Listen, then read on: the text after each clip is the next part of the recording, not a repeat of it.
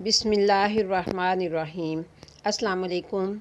Daily home skills में आप सबको वेलकम करती हूँ। आज मैं आपके साथ जो कुछ शेयर कर रही हूँ उसने एक तरफ तो मेरे बचपन की याद ताज़ा कर दी है और दूसरी तरफ मेहनत की अज़मत को बयान करना और आप सबको दिखाना भी मकसूद है। ये देखिए, ये बाबा जी हैं जो बूढ़े, कमज़ोर और बहरे भी हैं। ये अपने हाथों की मेहनत से ये सारा फर्नीचर खिलौनों की सूरत में बनाते हैं। इस सड़क के किनारे बैठकर ये सेल करते हैं।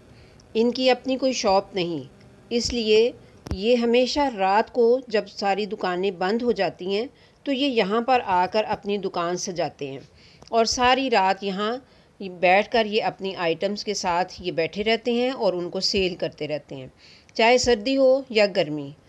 तो यहाँ से गुज़रते हुए जहाँ मेरे बचपन की याद ताज़ा हुई कि हम भी इन खिलौनों से बचपन में खेला करते थे और ये आज भी इसी तरह से सेल हो रहे हैं।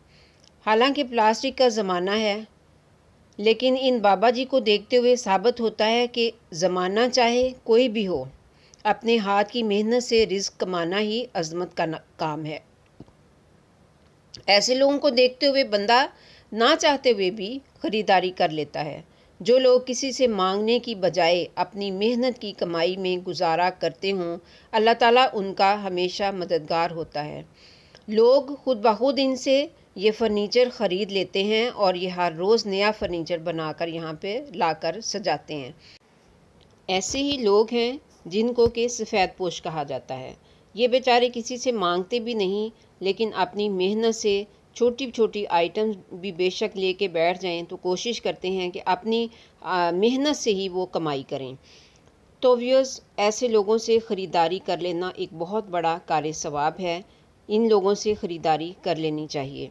उम्मीद करती हूँ आपको ये वीडियो अच्छी लगी होगी और आपको ज़रूर ये जो हैं ये खिलौने और इन बाबा जी का मेहनत से काम करना पसंद आया होगा। मिलते हैं फिर नेक्स्ट वीडियो में इंशाअल्लाह। अल्लाह हाफिज़।